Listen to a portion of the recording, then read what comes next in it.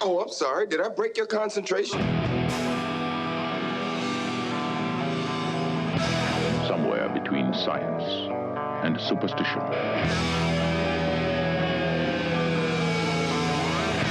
We have such sights to show you.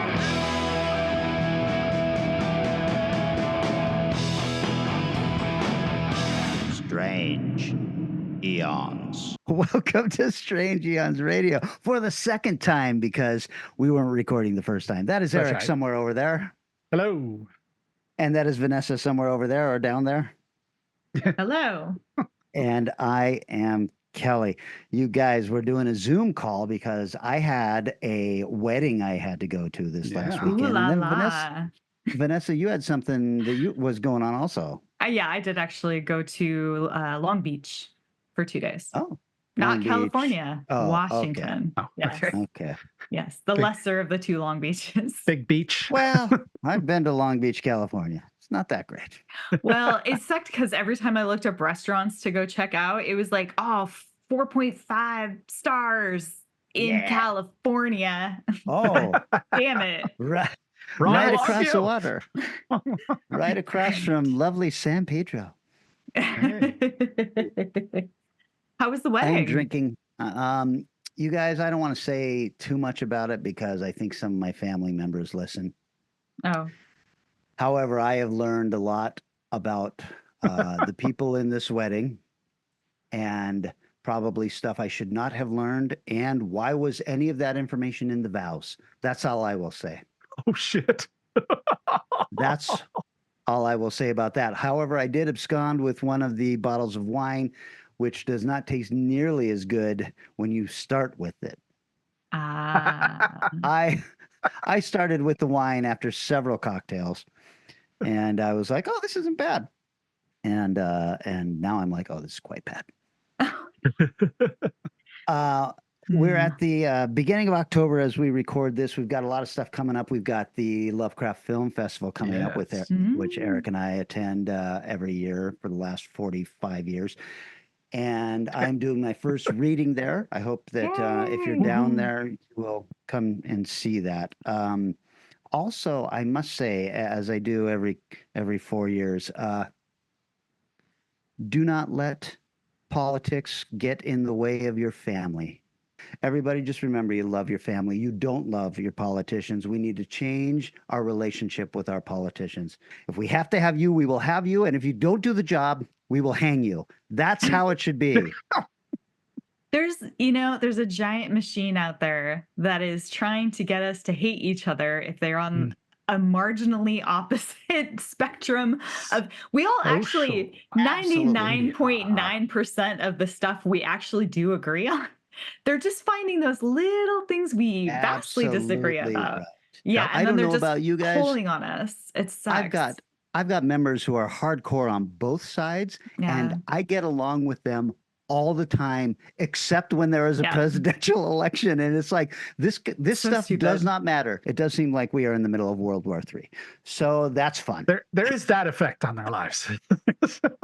Yeah, but that's all Yelling at each other and all that shit. That's all Middle Yeah. East and slightly off East and Still, kind a of lot of these countries have involved. nukes, and all Well, it takes is somebody to not. say, "I've had enough of this shit," and then a nuke goes off, and we all get to die from radiation poisoning. it's a bummer. I am looking forward so much to dying, and the sooner the better, but not by radiation poisoning.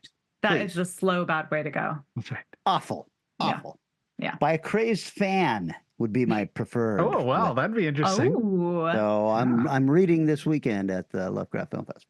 or call the hotline and leave us a message if you would like to be that fan. You guys, it feels like I haven't spoken to you in weeks and weeks. I know. Even though I think Wow. it's probably like the normal amount, or maybe Probably. one day later or something like that. Still, Yeah. I've seen a lot of shit. Hold on. And Before we start, oh, we've got another film festival acceptance from the wonderful Tri-Cities Film Festival in Eastern Washington. Nice. very nice. That's awesome. One of the festivals to first show our shorts many years ago. That's Mhm. right. So, and we got an award. What? We got an And award. I'm pretty proud of this one because it's something, Kelly, you and I have talked a lot about being part of the problem of most of our shorts, not all, but most. And at Scum Dance, we won for best cinematography. What? Yeah, that makes sense. That's good. I love That's that. good. Thank you, Stefan. I haven't told him yet, but I will. But Yeah. I That- love that because our stuff is always, it looked fine. Some of it looked Yeah. good. You know, that's Mhm. why Yeah. Stefan was called again. Right. But some did not. Content has I always can't been believe fun, but I can't believe you fucking held off telling me this until this episode. found out today. Nice. Okay. Nice. Oh, Um, that's I awesome. thought you had said Scum Dance doesn't hand out awards. I had no idea. Apparently, they do a bunch of them. So That is so much fun. Please, okay, so I know that this episode airs very quickly this Thursday. And then we got to announce that somehow. Did we get some kind of olive branches or anything he's like sending that? out a Laurel kind of thing here in the next few days. So as soon as I get Yeah. that, I'll put it up. Oh, Oh. that warms my black heart. That is really nice. Yeah. Especially for Stefan, who, as we know, was really slumming with us. Yep. And that is amazing. He deserves all the awards as far as I'm Yep. concerned. Yeah, he's sending something too. So whatever he sends, I'll see if I can get Stefan to accept it. Yeah. I'm sure he's got a shelf of awards, Yes. but you know. Now, the Tri-Cities Film Festival, I believe, is at the end of this month, which is October of 2024 right now. It's in So October once we get the dates for sure. If I can find out when we're screening, I'll put that up. If not, yeah. it's a fun festival, really Yeah. well run. So Are we going? I don't know. Depend on when it is. I mean, it's not that far away. I know, but neither is Bleedingham, and I haven't gone there Oh. for ever. Oh, Good So I point. really need Good to point. get up there Also, sometime. Yeah. It's a mountain pass away, and who knows what'll happen at the end of October or early It's November. true. Yeah, you Yeah, got to it's really true. start watching the website and see like how many trucks are piled up today. Yeah. Yeah. It is the reality of the Pacific Northwest. All right. Anything else you want to surprise me with, or can I talk about the movies I've seen? Go ahead. Okay. All right. You guys, I watched on Netflix, I believe, The Deliverance. Which way? I'm Oh, taking- is that the one with the like little boy? No. Okay. There is a my. little boy. Okay. Okay. I think I know what it is then. How is it? It also has Glenn Close Yes, in it okay. Oh, that's in an right. amazing role. It also has Monique in it. This movie is fantastic Nice. until it's not. Oh, Until it's shit. not. Oh, It goes Oh, no. off the fucking rails in the third act. But Oh no. prior to that, it is this intense family drama that you're just sitting there. The wheels are going in your head because Glenn Close is Yeah. the matriarch of this black family, and that's never explained. So you're just like, okay, what is going on with her? Plus, she's got cancer, and you see her like without a wig at one point, and she's doing her best female impersonation where she's just got crazy makeup on, and I was like, this is a fucking swing for the fences, this one. And then I mean, I'm sucked into this. It is a possession story, and it's like a possession of an entire family story where this black family is having a really hard time, and so they move into the house of the mother. So it's a single mom and her 3 kids. The dad is somewhere else, but they would like to reconcile maybe. And then there is some real fucking antagonism between the mom and her mom, which is Glenn Close. And you're just like, God, I am drawn into all this. And then all of a sudden, creepy shit starts happening. One of the young kids starts hitting his head against doors. And that is scary enough. But then here comes the child protection services that are like, why are your kids all bruised up? And so there's all of this stuff going on. Mhm. And then it fucking just goes insane. And it's like Amityville 2 level insanity with crazy possession shit, a child climbing up the wall. I sat there with a dumbfounded look the entire time this third act was going, and I was like, I did not see this going in this direction. Oh my God. However, that being said, this is a fucking full-on recommend.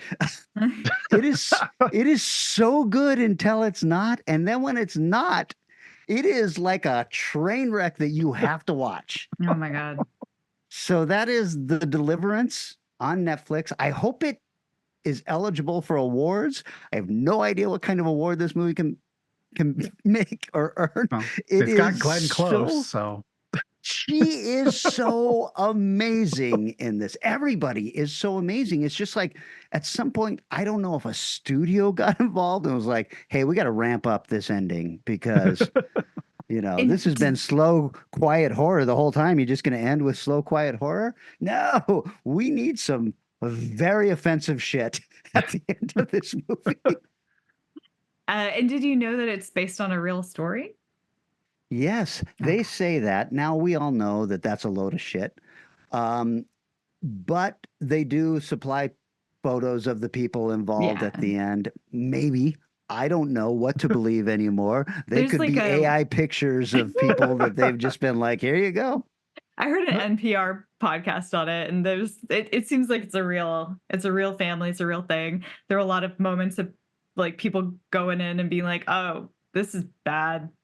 Many of us have now witnessed this kid levitating and weird shit. So I don't know. Well, okay. Well, I will call bullshit on the levitating, but if that did happen, then I would like to know more about this. I didn't see Yeah. this on Ghost Hunters, Vanessa. So how am I I supposed to saw believe any pictures of of this? like what the house looks like now and everything, and I was like, Yeah. that doesn't look like a very scary house, but okay. maybe No, it does not. The house in the movie, much scarier looking. They do show a picture of the house at the end, and I was like, oh, well, no, you would not want to make your movie look like this house. Oh my God. Well, man. Okay. Oh, Well, wait. Oh, That's The Deliverance on Netflix because I feel like everybody has to watch this fucking movie. It is something else. All right, Vanessa. okay. Speaking of a movie that everybody has to watch because it is something else. Yeah. I was kind of like in the zone because of the topic for this week. I Sure. went and checked out The Substance. Yeah. It is a body horror that literally it's like somebody looked at the entire genre of body horror and went, I could one up that. That's right. Hold my I beer. can one up that. Hold my fleshy can of beer. Hold my human talking beer. I was like, okay.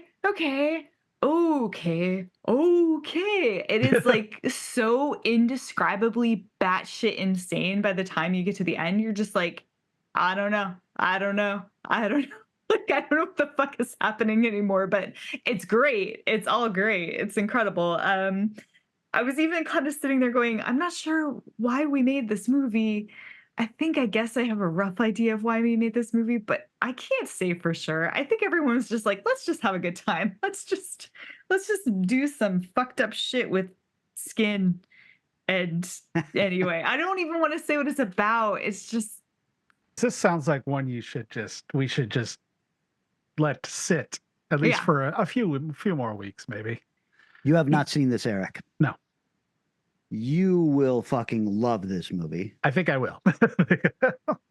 It is everything Vanessa said. Add on some teeth and eyes that in surprising places. Yeah, I'll just say this. It is, this is body horror. Yeah. But whoever this director is, and I'm not familiar with him or her, whoever this person is, they can appreciate a beautiful ass. Because I have never seen so many roaming camera shots of beautiful asses in my life. I was just like, all right, I think we're about to have a Pee Wee Herman moment here in this theater. It's incredible. And the filmmaker is the person who did Revenge, which you guys might remember from a couple years That was ago. damn good. Really? Mm-hmm. Yeah, I like There was that a one. nice ass in that one as well. Yeah, And that's a woman, right? yes, female writer director. Yeah. Yeah. So she clearly is just like, you like the ass in Revenge? Just wait. I have 40 more asses for you. Sometimes so many on asses. the same person. It's just so that's it. I literally couldn't describe it properly if I tried. Other than just I want every single review to end with like but a workout video. You know, Yeah, like that's body horror, but a workout video, or like just that's the ridiculous John Carpenter part. meets, or Cronenberg meets workout horror. Yeah, it's one of those things where, I mean, clearly this is an alternate universe where the workout videos of the 80s continued well into present day, and those people are our biggest celebrities somehow, worthy of a star on the Hollywood Walk of Fame somehow. But I didn't question any of it while it was happening. I think because it was just so weird that I was like, oh, okay, this is something. I will say this. I think that Demi Moore fucking threw herself into this role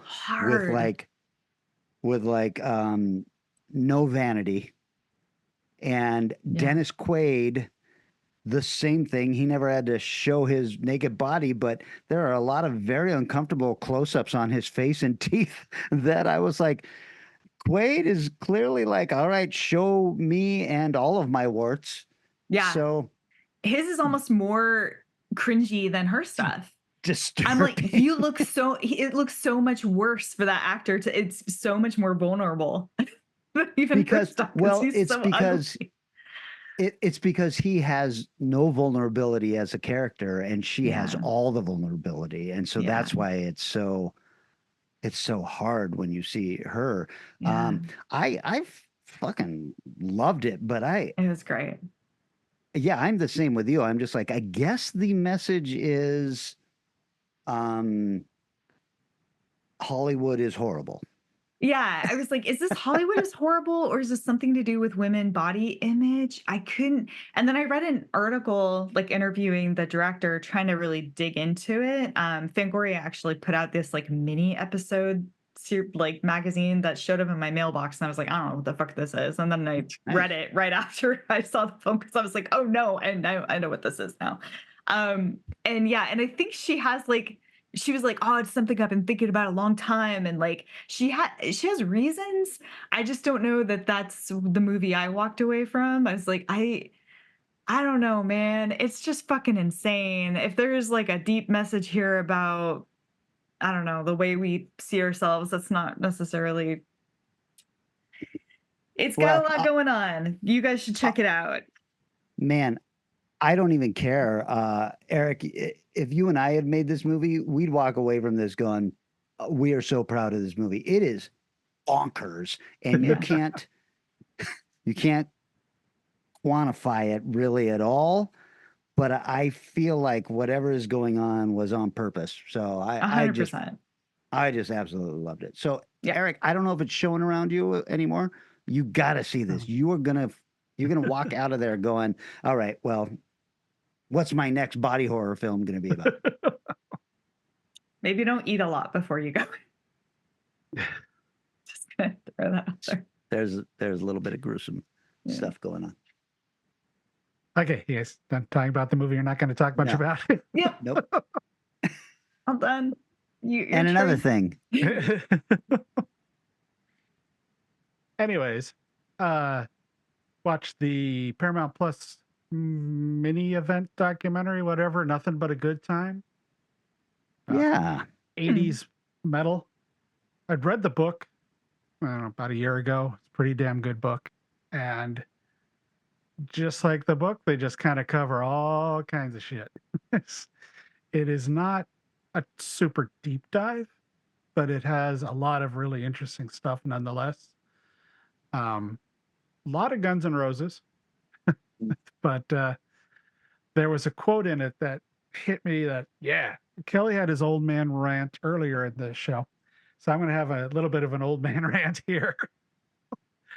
The one I tried to find the guy's name out, but that was one of the criticisms I had of the documentary is they didn't put the people's names up often enough. Okay, fine. You don't have to put up Nuno Betancourt every time he shows up or Sure. any of those kind of guys. But how about the guys who are the managers and producers and Yeah. A&R reps? Let's put their names up at least 2 or 3 times an episode. So one of the guys who was one of the managers or producers for Guns N' Roses had a great quote when somebody asked him, "How did you get the band to sound so menacing and evil when you recorded them?" And I think this explains why the modern music industry is in a lot of trouble in the way new bands are coming around, especially the lack of rock bands. It's like his quote was, "You get it as live on tape as possible. You look for the performance rather than the perfection. What makes for the perfect recording are the imperfections you decide to keep." And I could not agree with that more. All the stupid over auto tuning and automatic drumming and automatic timing of drumming when it's not off and all that. Just stop it. Just let these musicians. I mean, it was a little bad in the 80s, but it's ridiculous now. There is not a musician alive, I think, that's currently popular that couldn't also be a model someplace. Yeah. I mean, so no, love it. Just love that idea. And that's part of what, even when the metal acts of the 80s got a little bad there at the end with, like Warrant and Cherry Pie and some of those albums. But a large portion of that was a lot more raw than I think people believed it to be. And so it was really interesting. Not a lot of new stories that, I'd never heard that about so-and-so, but probably because I read the book. Right. I have questions. I really want to see this because obviously this is my era of music. Yep. What is the point of the documentary? Are they saying that this was, too much excess, or these guys weren't real musicians, or what? No, not at all. It's a time capsule. It's just this is what was happening in an era of music that's singular. I mean, it's truly a unique era of music. And in addition to the way music is produced now, the way music is sold, when somebody says, well, Drake has sold more than blah, blah, blah, blah, blah. It's like, no, he hasn't. Because all you got to do is go, press a button. Oh, I've got Drake's music. Yeah. When we wanted to get the latest Motley Crue album, we got in our car, drove down to local store, picked it up, or if you wanted the single, you pick it up that way. But so you're talking millions less people were able to do that than are able to go beep. So I think the comparisons of sales to anything pre iTunes and Spotify is just ridiculous because it's a totally different world. But so it's a loving look at this era. Yeah. Okay. Yeah. I mean, it doesn't gloss over too much, but it also doesn't dive too deep in the debauchery of some of the stuff. Was there a band you were shocked to see they talked about? Because I know that I like a lot of those bands, but I like also a lot of the sillier and stupider. Almost. I mean, I fucking love Danger's second album, right? So there's shit like that every once in a while that pops up on a website that I'm like, oh, somebody else liked this as well. So was there any of that? The closest band probably that wouldn't be in the general everybody knows about was Hanoi Rocks. They talked a lot about them for obvious reasons. I guess that's a Motley Crue episode there. So this is 3 episodes, you said? Yeah. On Paramount Plus? Yep. All right. I got to go. I have shit to do tonight, and it's Okay. watching all 3 episodes Vanessa, of this. let's talk movies. All right. All right. Okay. That sounds awesome. And it is called Nothing But a Good Time. Yep. Cool. All right. I was going to talk about the Zack Snyder Twilight of the Gods animated thing on yeah. Netflix, which I'm fucking loving. But since nobody brought it up, I'm going to talk about Apartment 7A. Oh, just watched it. Okay. Come on, go. This is not what you were going to talk about next, right? No. Okay. Apartment 7A is the prequel to Rosemary's Baby. Okay. Okay. Jennifer Gardner. She is amazing. I was actually quite blown away because literally the only thing I know her from is Ozark, and she plays so far away from that character that I was Yeah. I was like, "Oh, wow. That character was all an act. Amazing. You deserve every Emmy you got." Ding. This movie, however, Eric, which you've also seen, I assume? Yes. 100% unnecessary.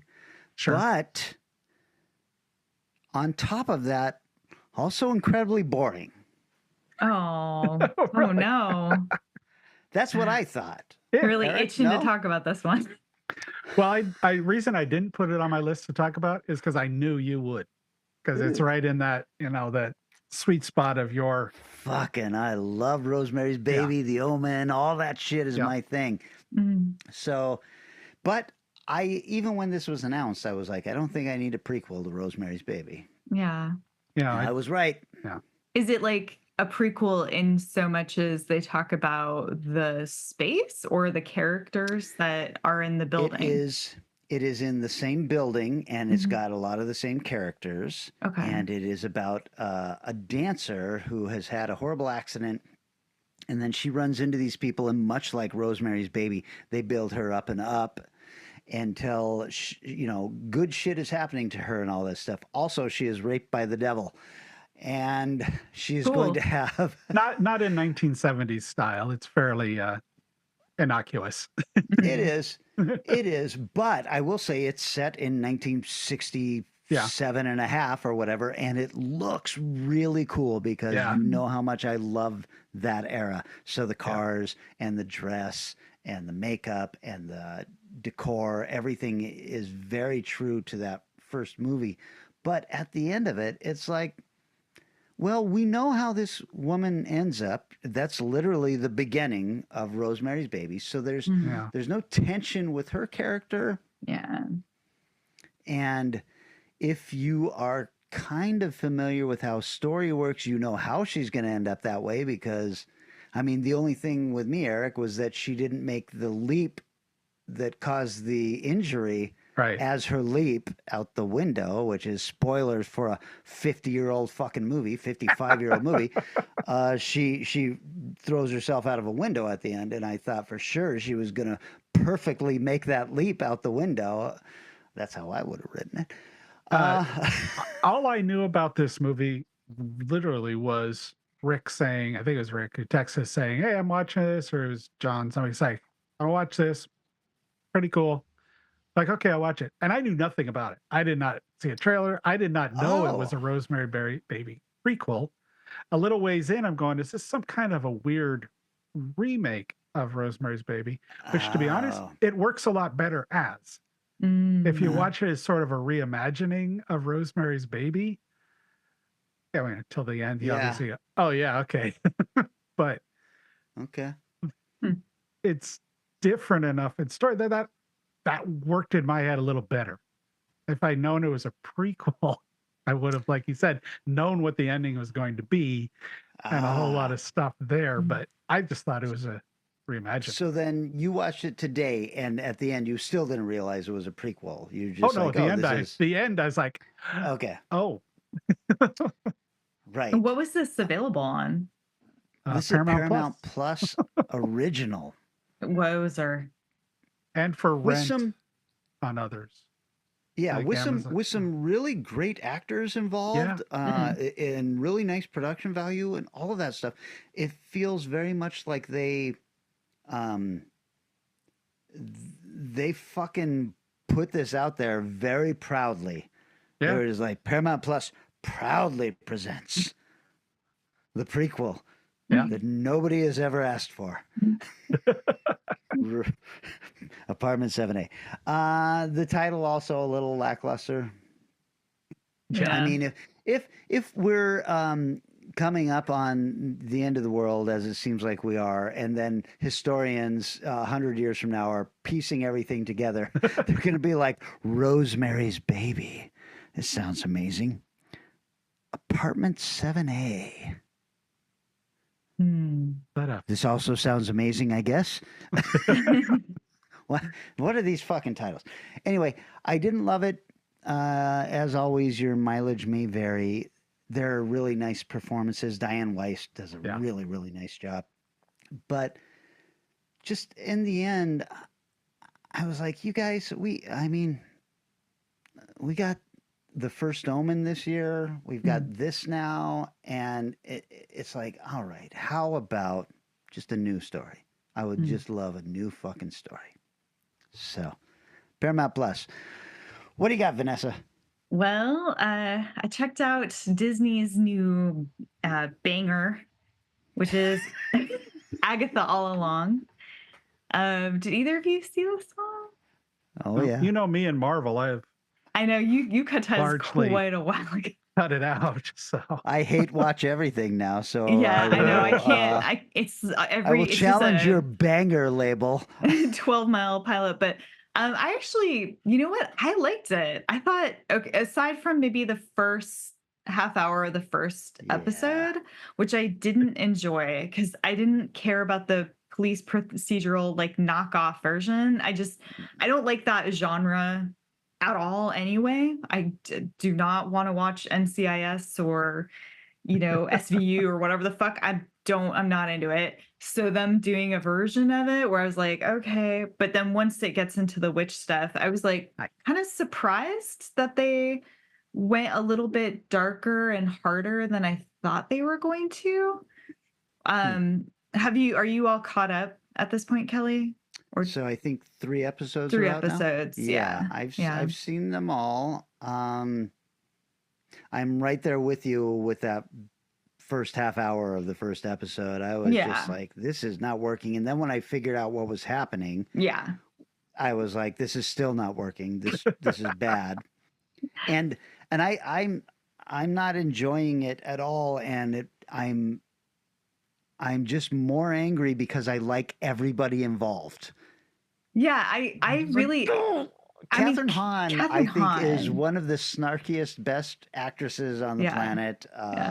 Aubrey Plaza, of course, the gal who I can't remember from that 70s show, popping up unexpectedly. All of these people I just want to love. I'm just like, give me more of them because this is what I love. And then this show, I'm like, no, I am not loving this. And listener, if you're not aware, this is a sequel to WandaVision. And it is still WandaVision. Like, that's the thing that I was also surprised about is in the first episode, you actually start in Westview. You have a lot of the same people that we've seen before. It's a continuation of that TV style. So it actually does really continue that arc in a way I did not expect it to. I thought I was going to absolutely hate this show. So I was pretty pleasantly surprised that Catherine Hahn was playing this, to me, quite unlikable character, but she's so gives herself into it that I don't know, there was some edges in there that I do really like. And it has the kid from Heartstopper. I'm pretty sure it's the kid from Heartstopper, but he's normally British. Is that what he's from? Okay. Yeah.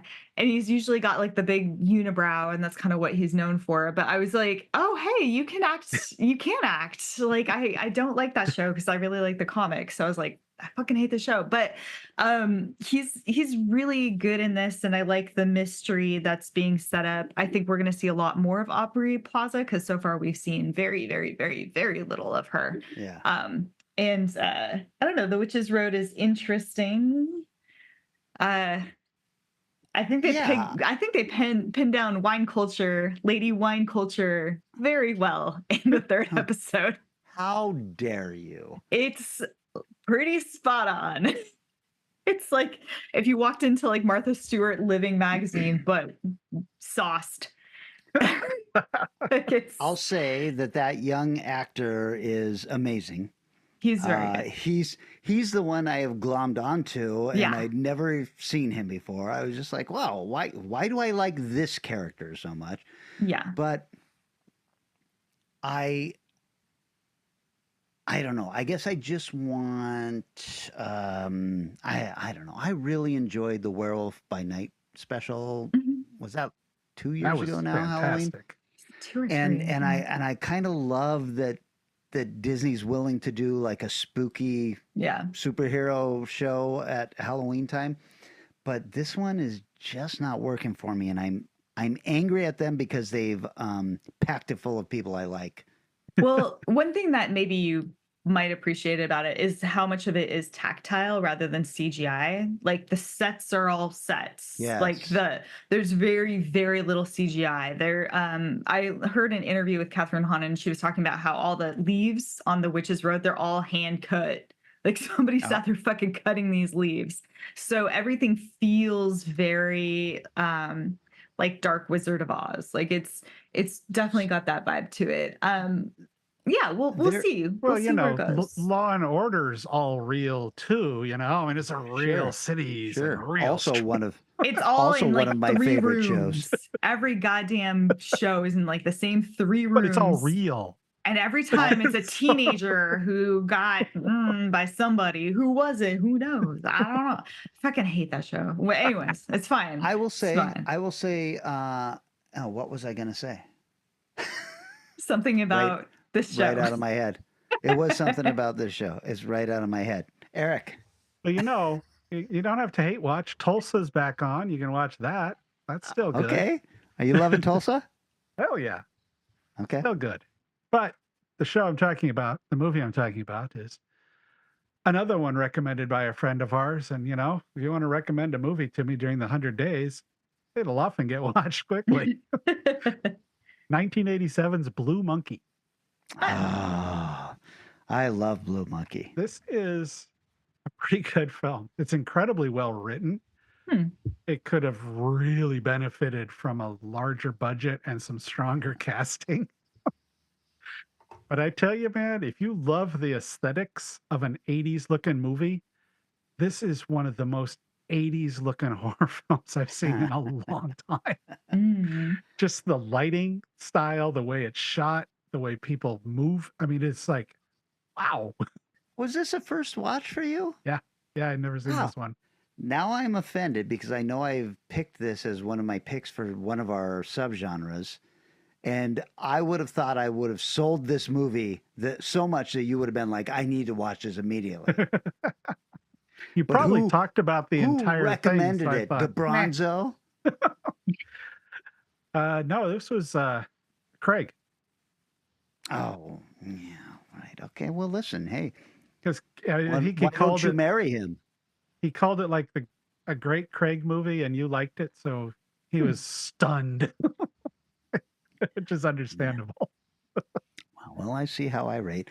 I do like it. It has literally nothing to do with a blue monkey. No. Wait a minute. The title But is an amazing amount to do with like weird giant insects. How come this wasn't your giant insect movie? I wish it had been. I'm watching this going, man, should have watched this. What did you see that on? Tubi. Yeah, Tubi. Wow, that's on Tubi Tubi now. strikes Man, again. that used to be impossible to see, and now it's on Tubi. Somebody remastered it. I don't know if it's Vinegar or Arrow or somebody remastered because it looks really good. Okay, because I have a very bad version of it. A VHS copy from Blockbuster. Probably something like that. Yeah. I love that they did that. This is the one that has the wild Halloween party at the end, right? Where everybody's dressed up and then this shit is going down. No, is that not?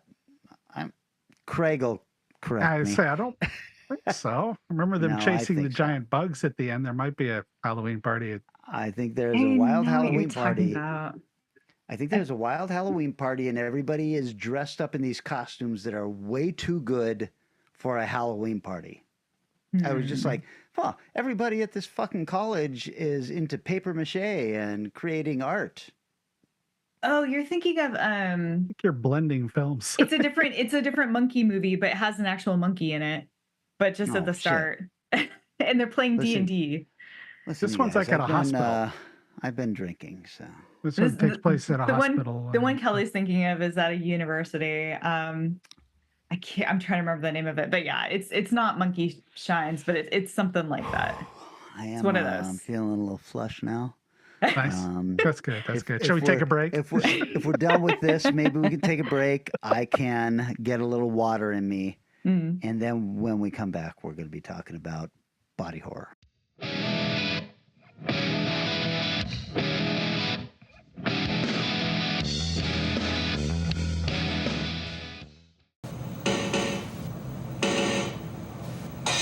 Rap. It's body rap, the musical instrument that turns you into the hottest sound around. It comes with its own speaker, or plug it into any stereo. Rap. 6 different percussion sounds. The hottest sound around is you. Body rap.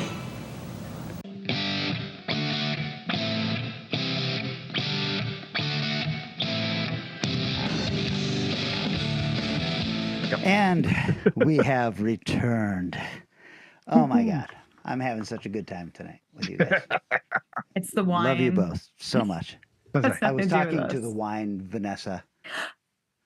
My right. mistake. Did you not see the glass there? Just edging into frame at all times. That's a little All right, It's back. Listen, Eric, Yes. this was your subgenre pick. Do you want to tell us what we're talking about? Yes. We were talking about body horror. Things being forced. No, that sounds wrong. Mm. Messing with bodies in ways that's David Cronenberg would be the best example of what a body horror film can be. There we go. Excellent.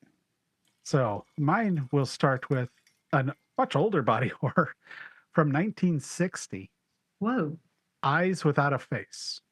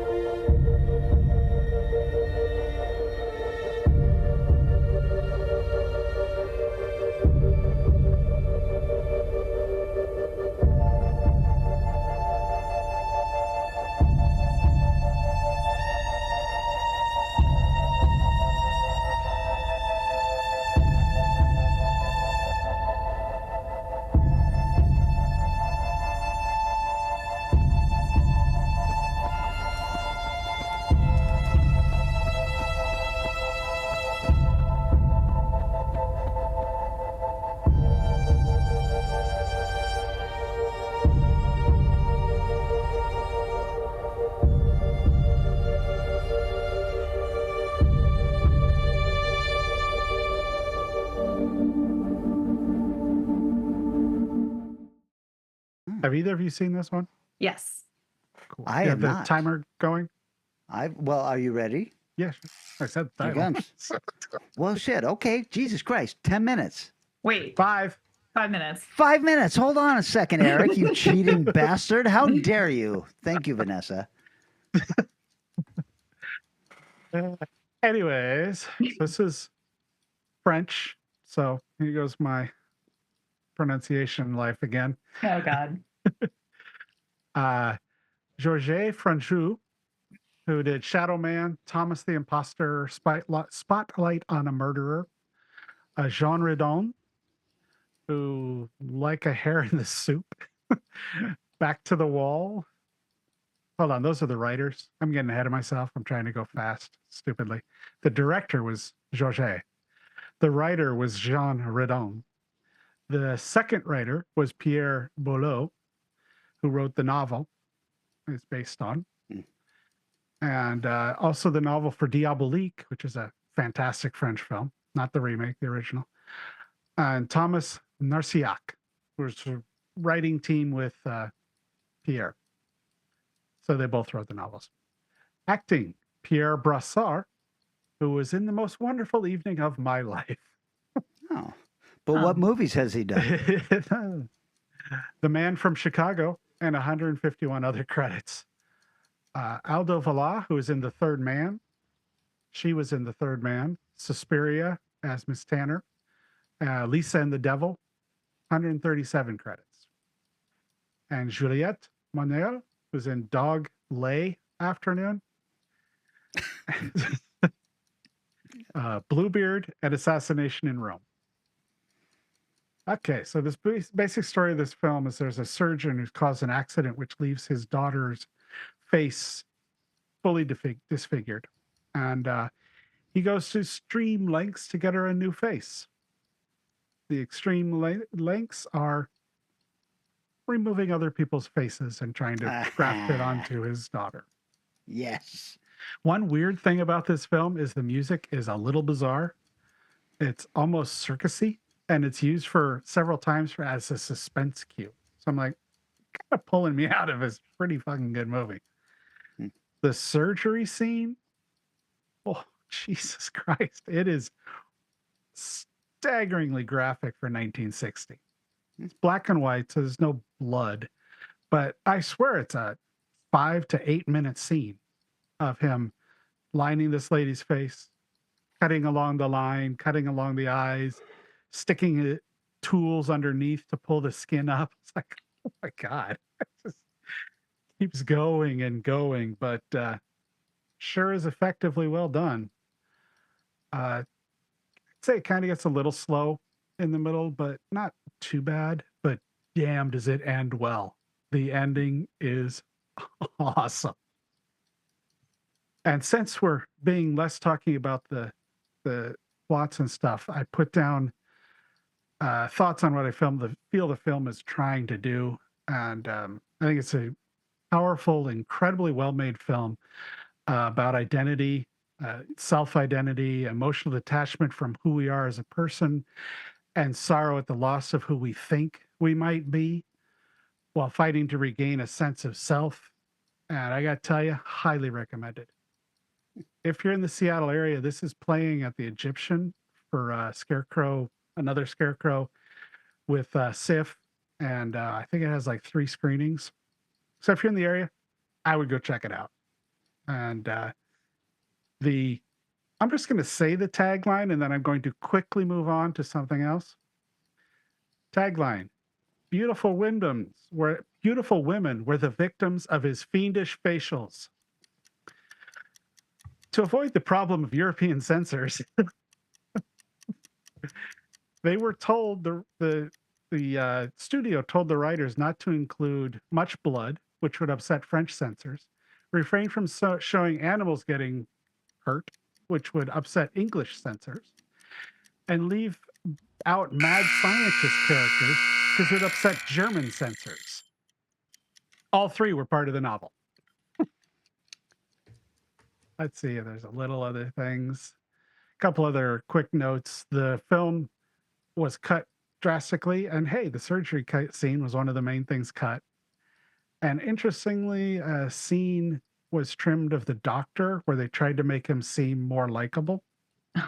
Was trimmed down because, he has to be evil. In 2003, it was fully restored and released in theaters. And John Carpenter once suggested that the mask in this movie that the daughter wears was kind of his inspiration for Michael Myers' mask. Oh, I can see that. Yeah. So I have questions. Oh, yeah. First, what did you watch this on? Hold on. I think I've got it written down here. I know it's available via Criterion, right? Because it's a It is a disc, yeah. I yeah. don't have I have the disc, but it's packed somewhere. Um, I So watched this on you streamed it. Max. It's available on Max. Oh, Yeah. oh, There you go. okay. That's cool. That's Yep. cool. Why this film? I mean, we're talking body horror. You went like back to the very first body horror movie. It's a pretty early one, just because I've had this in collection for a long time. It's one I've heard a lot of good things about and I've wanted to watch for a while. Okay. And started to watch at one point and didn't return to for a long time. Mhm. Just, the way that works sometimes. Popped up on a search with body horror films. Oh, yeah, finally finish it. I'm glad I did because I really did like this film a lot. Okay. So this was basically a first watch for you. Yeah. Yep. There was probably something else, but Well, there's an interesting thing with when the film was originally released. Of course, it was vilified and attacked by critics. Film critic for the English film critic was for The Spectator was reprimanded by his bosses for writing a positive review. Oh gosh. wow. Damn. They were all wrong. This is awesome. Huh. Okay. I'm putting this on the list. Yeah. I like this. Vanessa, you ready? Yes, I think so. I'm putting only 5 minutes on for you. I gave Eric 10, there. so you get 5. I get it. So I went with 1979's movie The Brood.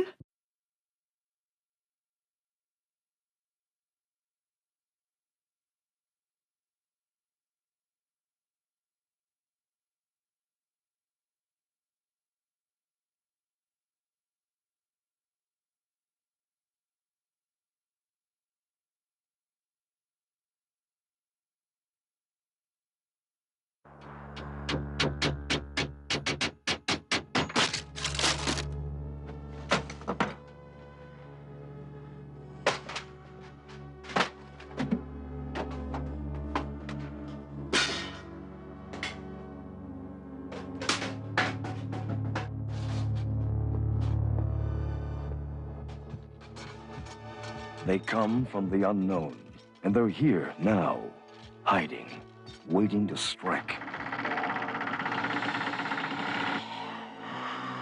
You can feel their presence all around you.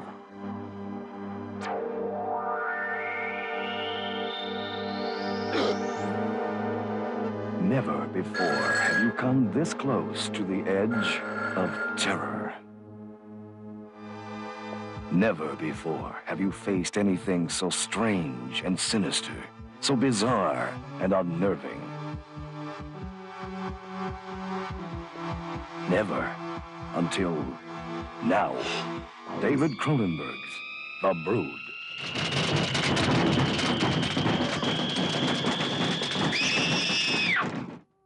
Are you ready for me, Frank? I seem to be a very special person now. I'm in the middle of a strange adventure. I want to go with you wherever you go. Do you? Yes. Then look! The Brood. You can run. You can hide and hope they won't find you. But you won't escape. Once unleashed, the Brood will destroy anyone who gets in their way.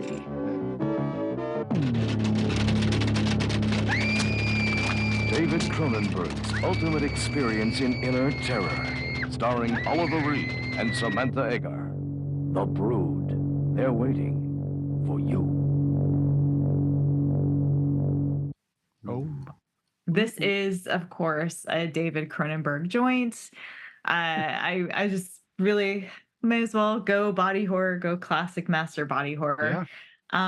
This one cost 1.4 million Canadian and made 5 million. So it actually was a successful film, which I was curious about because it feels like one of his earlier films. It's just very early, low budget. You can feel the edges on it. Written and directed by David Cronenberg, who, of course, 47 credits, including Scanners, Videodrome, Dead Zone, The Fly, Naked Lunch, Crash Existence, most of which we have already done on the show. Starring Art Hindle, 188 credits, including Invasion of the Body Snatchers, Black Christmas, and Porky's. Oliver Reed, 122 credits, including Oliver, Women in Love, The Devils, Three Musketeers. And Samantha Eggar, 103 credits, including Dr. Dolittle, the voice of Hera at Hercules, and The Legend of Prince Valiant, 65 Ups. So the story is a man is really worried about his young daughter who comes back from a visit with his estranged wife. They're probably in the process of getting divorced. I don't think she's officially his ex-wife. She comes back covered in scratches and bruises. And his wife is actually staying in a psychiatric unit. So there's a good chance that she has done some harm to this girl. The place also practices this weird new age psychiatry where the wife is under this intensive care from a very famous psychiatrist. This is very 70s, like hokey pokey. Yeah. Using outlandish practices of therapy, including one that we see where he does this sort of live theater style production where he acts out the bad people in various patients' lives and does these sort of conversations in front of audiences. Again, very, very Cronenberg. The man, Frank, tries to figure out how to get custody of his daughter and protect her, but as a father, he has no rights compared to a child's natural mother. So he begins to investigate the psychiatrist, trying to find a way to bring him down so that he can get the kid into a safe space. Meanwhile, his ex-wife, Nola's mother, so his mother-in-law, is watching the daughter and then attacked and killed by a strange small creature. It's not a child, maybe a midget, hard to tell, followed by Nola's. Wow. I know. Not the correct. Well, it's a monster though, so I don't know. What do we call small monsters that are deformed? Midgets, quite clearly. I don't know what the right term is, and I don't think we're wasting your time. Yes. Okay. Anyway, then Nola's father is killed by the same kind of creature, and then Candy, his daughter's teacher, who he happened to be potentially flirting with. So there's a weird kind of people who are close to his ex-wife start to get knocked off. Candy's then kidnapped, and Frank, the father, has to work together with Dr. Hal Raglan, the crazy psychiatrist, to find out who's taken his daughter and how to get her back. This film, it doesn't have as much body horror as a lot of Cronenberg's pieces, but at the end it goes hard. It's cool. So spoiler alert, the wife is manifesting through her emotional, psychic, these children that are spawning off of her into these sacs that are growing on her. And she always wears these like flowy clothes. So she just kind of lifts up her shirt and there's just this sack. And then she starts eating it. And, like the little baby pops out. And she's had many, many of these. And then they grow and are become incredibly strong. And they kind of do her will. And she might actually not be aware that they exist / that she's controlling them. It's interesting. It's interesting. It's very Canadian. A lot of cold snowsuits, and that's fun. A lot of Canadian accents, and more sort of late 70s, early 80s men versus women rights stuff that you over children that's kind of fascinating sort of early for that. I do want to give a very small amount of trivia. David Cronenberg wrote the film following a tumultuous divorce and child custody battle he waged against, Margaret Henderson. Cronenberg also said that Samantha Eggar's character, Nola, possessed some of the characteristics of his ex-wife. Hopefully not the ones where the kid might be getting beat by, anyway. Oliver Reed was arrested by Canadian police during the production of this film after he made a bet with someone that he could walk from one bar to another without wearing clothes in the freezing cold weather. In some countries, this is called Chromosome 3, but it got very confusing to people because they thought it was the third film in a series, and it is not. And the trailer for this movie was put together by Joe Dante. So there you go. Cool. Fucking Oliver Reed. I Oh know. God, yeah. That guy. In all his That glory. guy. So this is a movie I haven't seen since I was a kid, and I Yeah. hate to admit it, but as a kid, I didn't love this movie. It was too much for me. Sure. I didn't get it. I You're telling me yeah. as an adult, you really enjoyed this. Well, I remember really, really liking this movie and for a long time thinking it was one of my favorites of Cronenberg, but I couldn't. It's been so long, and I was like, I really need to rewatch this film and check it out and see if I still dig it. And Yeah. I think it's interesting. It feels very different than a lot of his films. It's very linear. It has a very linear narrative structure in a way that a lot of his stuff doesn't. It doesn't feel nearly as dreamlike or surreal. It feels more traditional horror. And I like the creatures. I think that they're cool. I think they're interesting, but it is a lot of like family drama. It takes a long time to get where we're going. So I don't know. I think it's probably more like past, I don't know, maybe it's still in the top 5 for me, but I don't know. It's interesting. I think it's cool and I think it's worth checking out, but I don't know that it's one of his best. I'm going to make you look back at your notes. When did this come out? 1979. Okay, so this is before what was the one that's at the high-end apartment complex that I did? I think it's after. Yeah, I think it's after that. I thought that was earlier. It is? Yeah, Rabid think it and is. Rabid, yeah. Yeah, Rabid and what's the other one? They're in Shivers. They're both Shivers, yeah. before. So Shiver. it's Rabid is Oh. 75.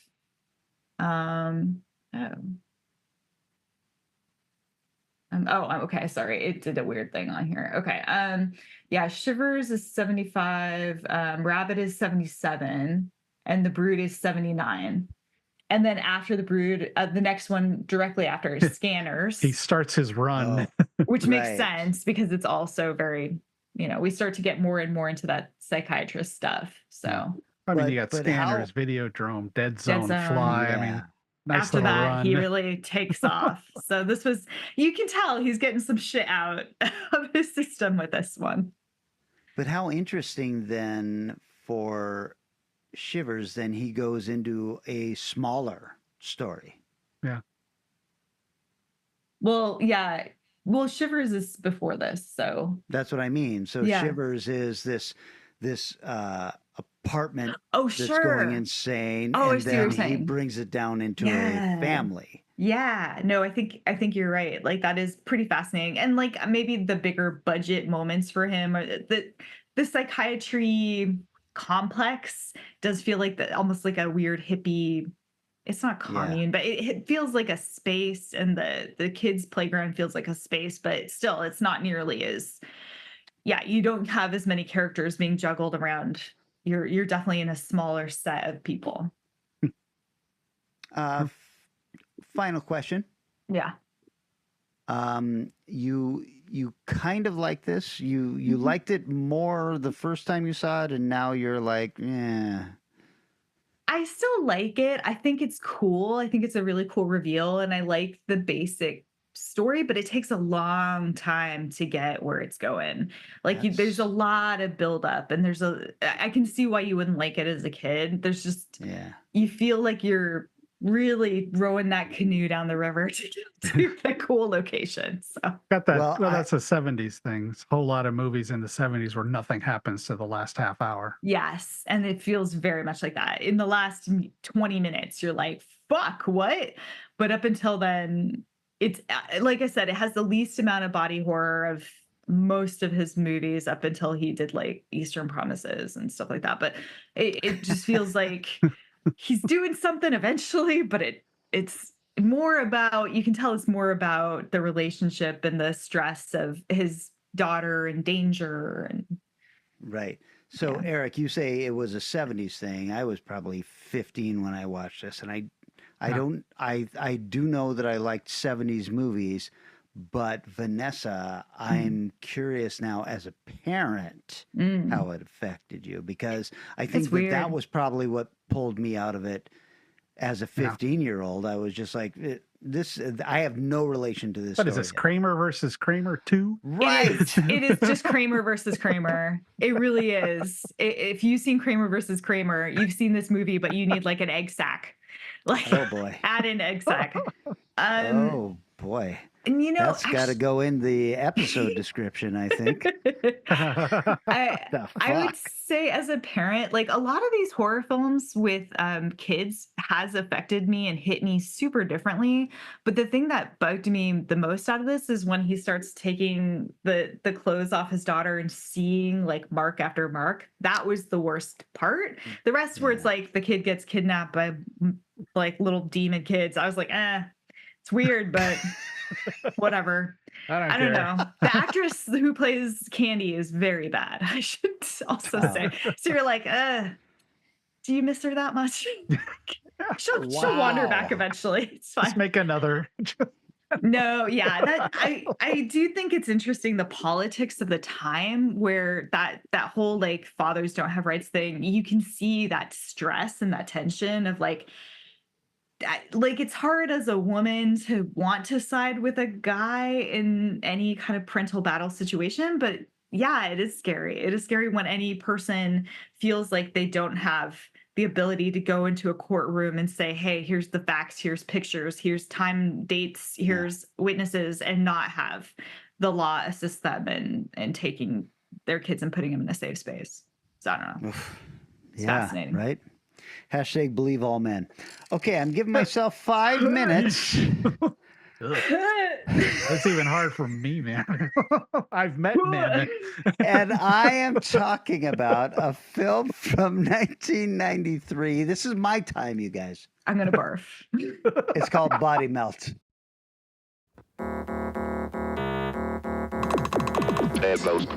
Welcome to Terra's new dead end. The first phase is hallucinogenic. The second phase is glandular. The third phase is...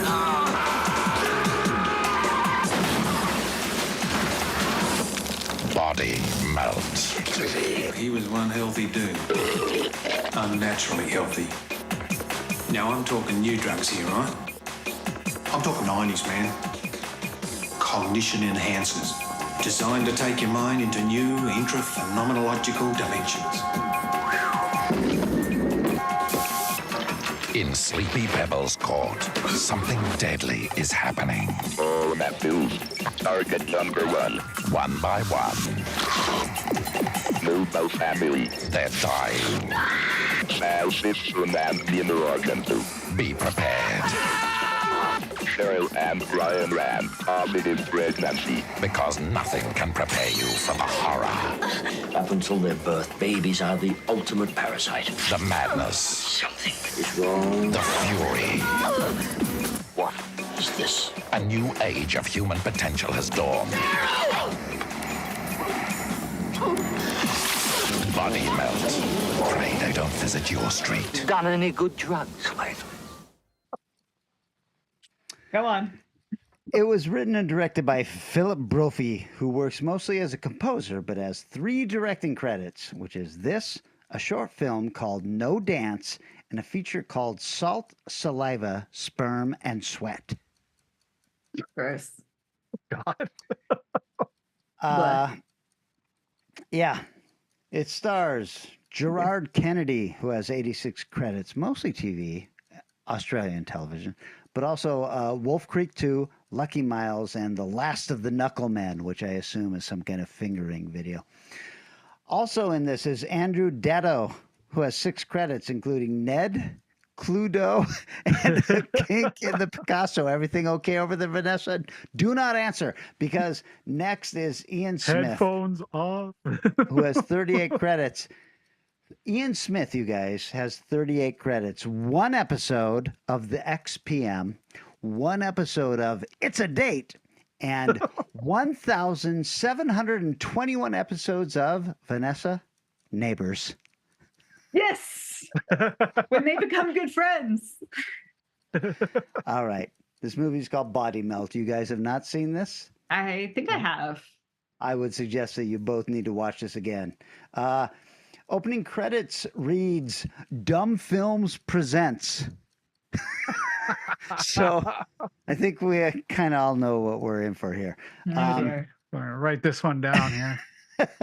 It then goes into a commercial about Venueville, which is basically the prototype for the 15-minute cities that are in all the news right now. It's a corporation-run neighborhood that has everything you need in it, including healthcare, food, groceries, all of that. It's very high-end. From the commercial, we go into a scene that has the beautiful woman from the commercial naked with a naked man who's asleep. And she has administered some kind of glowing green drug via syringe into his body without him knowing. Turns out he is some kind of whistleblower, but we don't really know what he's blowing the whistle about. Then we meet the residents of this little neighborhood. It's called Homeville. It's really lovely, very nice green lawns, big houses, but you can absolutely tell that this was shot in Australia because behind all of those houses is a landscape that is flat as a fucking board for as far as you can see. These residents are all finding a free package from the corporation that has been delivered to their mailboxes. It is a powder that can be mixed into water, and it's a super vitamin or something like that. Then the guy who was shot up by the drug in the first scene is racing into the town to try and warn everybody, do not take this drug. But he starts to melt and dissolve as he gets there. It is pretty gruesome and pretty great. And it's really neat practical effect because this is 1993. And of course, everybody who got the drug sees this happen, takes very little notice of it, and proceeds to drink the stuff that was given to them by the corporation. So what we've got here in this movie is an evil corporation that is testing on its residents and employees, and it's all very typical 80s stuff. We're following 3 or 4 of the residents as the stuff starts to infiltrate them and change their bodies. There's a traveling businessman, 2 party dudes on a road trip, and a young girl who gets pregnant, and police officers who are investigating the corporation, that kind of stuff. A lot of typical Ozploitation stuff going on. Weird-looking people with bad teeth and deformities and stuff like that. Sorry, Rob Corliss. There's a strange scene where the party dudes have driven out to a farm that is also a diner, I guess, and I thought for sure I had seen this movie before after that scene. There's a shot where the farmer has his truck that is stuck with its wheels so it can only drive around in a circle. I'm sure I've seen that somewhere else. And of course, there's some wonderfully gooey stuff happening with the pregnant woman. This movie is a ton of fun. The effects are great for how low budget it is. I had a really great time with this. Oh, I'm about to buzz. Perfect. And I have seen this. You have? Yes. Yeah. Okay. Once you started describing, I'm going, hold on, Australia. Yeah. Oh, yeah. Yes. So this is available on Tubi, which is how I watched it. I have a tagline here. The first phase is hallucinogenic. The second phase is glandular. And the third phase is body melt. Really quick, a couple of trivia notes here. The filmmakers initially wanted to make an anthology movie, but were unable to secure financing for it. The film was nominated for a Saturn Award and was nominated for the Best Film Award at Sitges Film Festival. Oh. And Nice. Starburst magazine wrote in their review, packs more mucus, phlegm, puke, snot, slime, and spit than you'd ever think possible. Hauser. If that's your kind of movie, you got to watch this. I remember it being weirdly zany and like it is. poppy. It's goofy, and, yeah. Yeah, it felt really it is goofy and zany. It's. I can imagine you hating this, Vanessa. I did hate it. I did hate it. Because it's kind of, it's not slapstick, but it is a little zany. It reminded me a lot of like dinosaurs, the like, not the mama. Like it reminded me a lot of that. Well, probably the same era, and the film has that same look, but it reminded me as I was watching it of Brain Dead. And Yes. Meet the Feebles and stuff like that. It's like way gorier than it needs to be. and there's like no explanation for any of it. There's a scene where these the kids who are on this road trip, they end up in this place where the truck goes around and around, but the diner is like run by, again, apologies to Rob Corliss, I don't want to say mutants, but I don't know even what to call them. They are the residents of The Hills Have Eyes, but they are running a diner. And it's just this weird, just one after another of people who have very bad teeth and, maybe an eye that's way too big for their head and shit like that. I was just like, that is not a special effect. Oh my, that is casting right there. Yeah. Saying it's like a Wrong Turn movie, but the Australian version. Yeah, and no practical effects. It's just everybody. So Kelly, what made you choose this one? Drink. Well, let me just say this. I understood the assignment. It was body horror. It was definitely You really understood the assignment. I just looked up body horror on IMDb. Then this was like number 2 on the list, Body Melt, and it was available on Tubi. And I was like, well, let's see what this is about. And I'll say this movie is compelling. Yeah. I started it and then I was like, all right, hot naked chick. All right, let's see where this goes. And then everything that happened afterwards, I was like, this is body horror. Let's see what happens next. So I did not hate this movie. I think I might have liked this movie a lot, actually. Yeah, I remember liking it quite a bit because Australian weirdness is so bizarre. There's a scene where the whistleblower comes into town and his whole plan is to like let everybody know, do not take this thing, and he crashes because his body is literally starting to melt.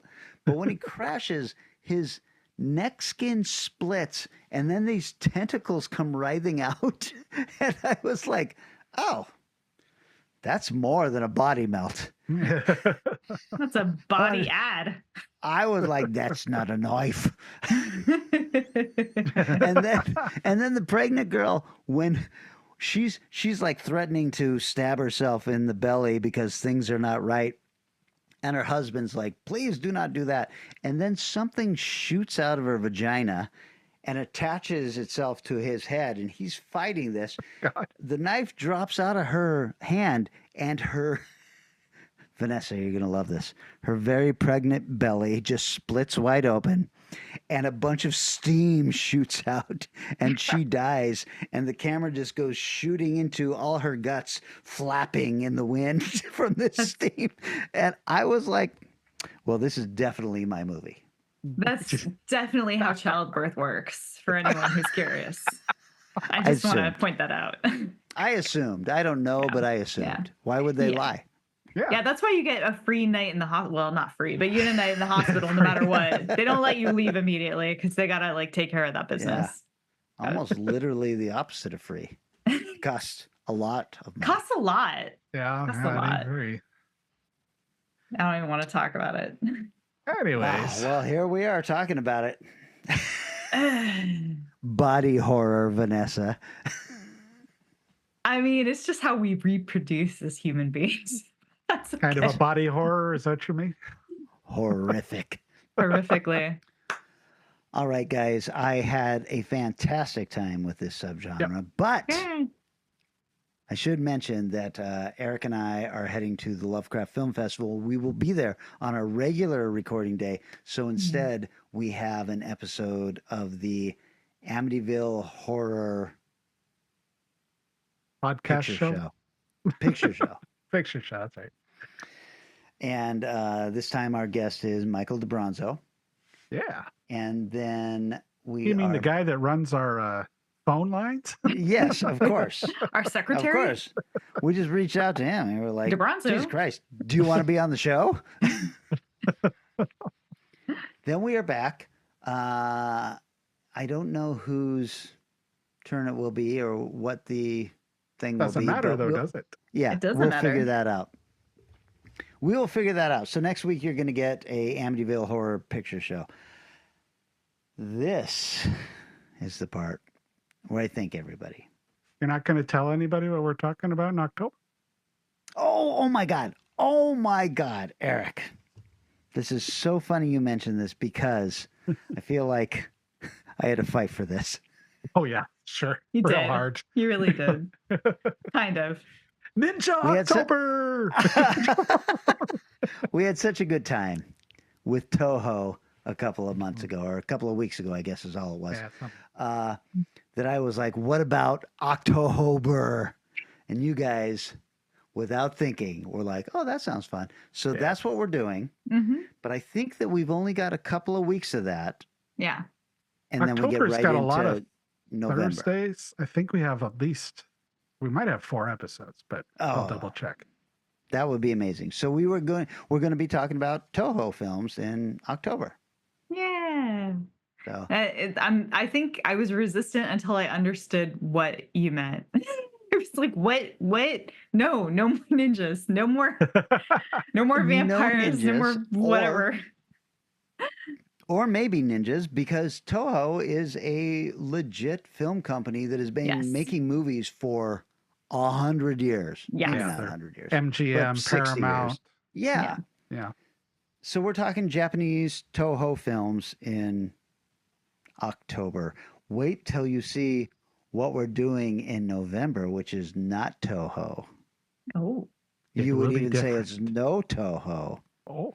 Ooh. Anyway, now Yes. this is the part where I thank everybody Yeah, we do. You're all for right. liking, sharing posts, for getting on the Strange Eons radio hotline, which is 253-237-4266. It doesn't have to, your name does not have to be Mike DeBronzo to call this. That's right. I feel like I have to mention this strictly because only Mike DeBronzo calls this number. Well, at least for a while. We had a few people for a little while, but where'd they all go? Right? Maybe DeBronzo scared them all away. I don't know. I'm saying this number is for everybody who listens and wants to say something. Maybe you hate the idea of October. Doesn't matter. Or maybe you Stuff. have some fun suggestions of things that people could check out for October. Let us know. Thank you, Vanessa. Now I would like to hear Eric pronounce October. October. That's going to be a different. This is going to be a different one. That's right. You can also join us on the Strange Eons Radio Talk page on Facebook. We have managed to make everything that is Strange Eons Radio just slightly different labeled to make it as confusing as possible. 100%. Strange Eons TV on YouTube, and Yeah. Strange Eons Radio is a podcast. Strange Eons Radio Talk is the Facebook. Strange Eons Radio Hotline is the phone. We need a guide. The talk, though, if you haven't been on there, go on there. It's a lot of fun. We got like Ron recommending short films. We've got DeBronzo's there too. Wow. Listen. We've got Micah correcting us. Jeff and Micah, and Danny. Kevin is always another DeBronzo type in that we just like the weirdest, freakiest films. So, keep bringing them, Kevin. Yeah, Kevin is doing a great job on there. I will say this. I don't love Facebook right now, especially with the election coming up. But I do love the Strange Eons Radio Talk page. Same. It's nobody's talking politics on there. No. Movies, damn it. Movies. TV, books, comic books. And I have a book that's out. It's called it's called The Secret Language of Strange Eons Spiders. It's called The Strange Eons Presents. It is getting great reviews, and I had I handed that book off to somebody kind of important just recently, and that was crazy. But I have a new book coming out. It is called A Distant Silver Melody, and it is a werewolf novella. If you don't like werewolves, do not pick up this book because you will be very disappointed. It is about a werewolf. Other than that, you guys. No? All good stuff. Nothing? Yeah. Okay. Love give us us all. give us reviews. Come check us Oh, out boy. and join the Facebook page. Leave us a voicemail. Donate money or any other Oh. kind of in-kind things that you think we are Yes. worth Kind of, to you. kind of bold. Donate. That reminds me. Donate art, like somebody called- did recently. Yeah. Yes, it's called Value for Value. If you get Yes. any value out of this, you give a little bit of value back. We cannot decide what that value is. Yeah, that's up to you. You decide that.